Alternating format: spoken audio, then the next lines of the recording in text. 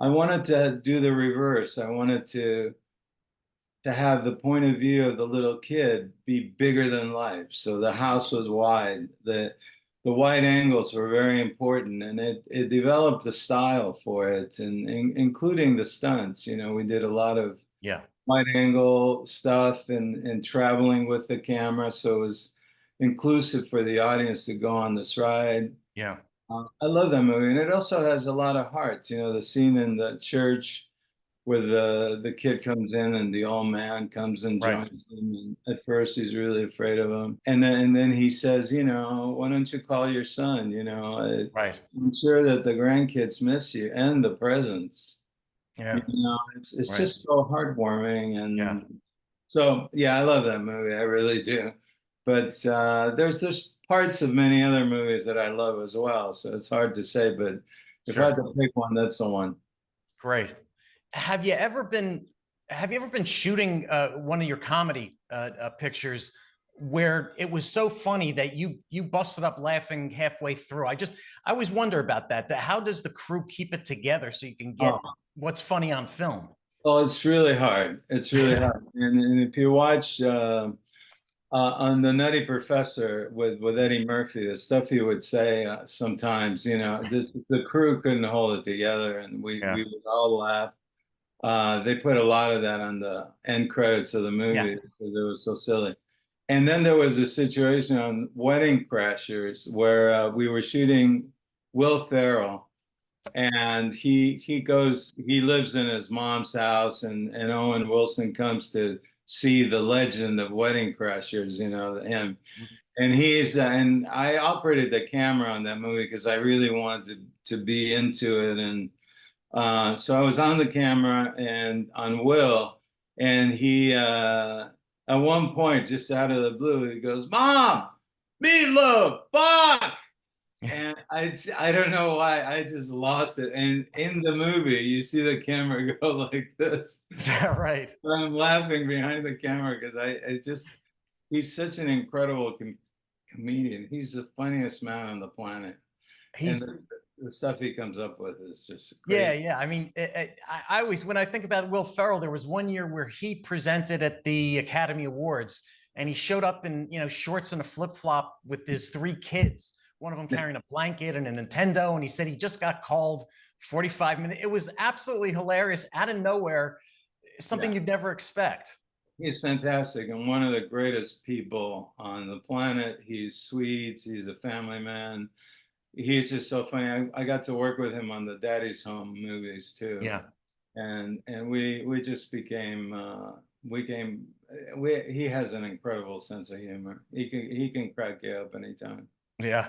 Now, when you work on a film so intensely, you said 14, 15 hours a day Yeah. with a small group of people that you work very closely with, um, does it ever feel like family, like working with family? Oh, without a doubt, absolutely, and that's why it's so important to pick the right personalities. You know, and it's usually personalities that have patience, you know, and that aren't going to lose it, you know, when they're having a bad day, and then suddenly they're, you know, as I call them, grumpy. I Right. start making fun of it, and I go, "Okay, grumpy," you know, and just point it out so that, yeah, it's a family, definitely. It's like camp also because a lot of times you're on vacation. I mean, location, Mhm. and you're on weekends, you see each other as well, and you go out to dinner or whatever, and you get very close because you know how often do you spend 14 hours a day Right. constantly with someone? Once again, you know, it's the kindness which comes from above. If it's brought down through the crew to everybody, then it's really obvious to see someone who's sort of kicking the ball in the wrong direction, Yeah. and it stands out.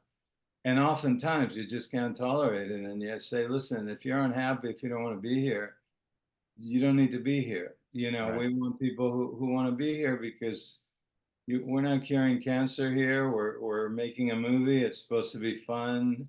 Mhm. I've had on several occasions I had to make changes with the crew because people were not in that frame of mind. You know, somebody Yeah. was going through a divorce at one point, and I honestly said, you just replace yourself and Yeah. deal with, you know, that stuff is really difficult, Mhm. and that takes precedence. You know, that should be number one. But Yeah. yeah, we're like a family, and that's why choosing the right crew is really important. And then when you have a good crew, whenever possible, you know, try to hire them again, so you pick up where you left off, and there's trust and there's respect. It's mutual respect, really. You don't want to be in situations where somebody loses their cool and yells out or Yeah. at somebody or calls them names or something. That just doesn't work. Yeah. I like the comparison to summer camp. I used to go away to for 4 weeks to summer camp way up in New Hampshire, and you would be with these people, the same kids, the same counselors, intensely around the clock for 4 weeks. Then you go away for the rest of the 11 months, and then you'd come back and pick up right where you left off. Yeah, yeah. The White Mountains, man. I love it. I love it there. Mount Yeah, it was Washington. it was, it was some of the most beautiful country I've ever seen. I, Yeah. I was I was the age of the kid in Home Alone. I was 7, 8, 9 years old, Oh my God. and so I wonder if I really appreciated it. But looking back now, I certainly do. Yeah. My wife is from that area. She's a New England girl. And yeah, we're really looking forward to getting a place there and spending more time there as Hmm. we're sort of slowing down and being more picky with the projects. Sure, sure. Which is the position you're obviously in at this point. Yeah. The show is primarily about moving on from divorce, or that's where I started the show about. Do you think some of the principles that you just mentioned of working with the crew, working with a director, kindness coming from the top, do you think any of these things could apply to a real family if they're breaking up, if they're having to make changes? Absolutely, without a doubt. It's communication, you know, and I can't tell you how many times people assume something about the other person and it's not accurate. Yeah. It's definitely not what the other person envisions. So, um, one of the things I'm learning a lot from my wife, even after being together for almost 30 years, you know, Hmm. she's still always about, you know, telling me I'm not as good of a communicator as I should be, because I try to sweep some stuff under the rug. I try to, you know, minimize some stuff, and then resentment builds up. Hmm. Or in order for me to think that I'm doing something kind, I'm not dealing with an issue that needs to be dealt with. And Right. then you kind of kick it down the road, or you don't deal with the issue of why it is that you're butting heads.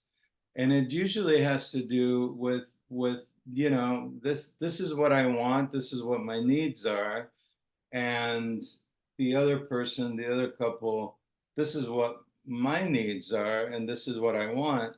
And that is not conveyed honestly and truthfully, Hmm. because, well, in my case, you know, I'm the kind of person who would say to the other, why do you have to be so brutally honest?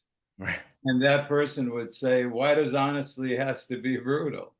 Hmm. You know, and instead, you know, just tell it like it is, even if it's uncomfortable now. But you're expressing what you want, and at that point, you know, then you deal with honesty, and then you deal with, you know, if you're going to divorce, maybe you've come to the conclusion that the things that individually you wanted haven't been met, and the other person doesn't know how to be in order to try to, in their mind, be the person that the couple wants.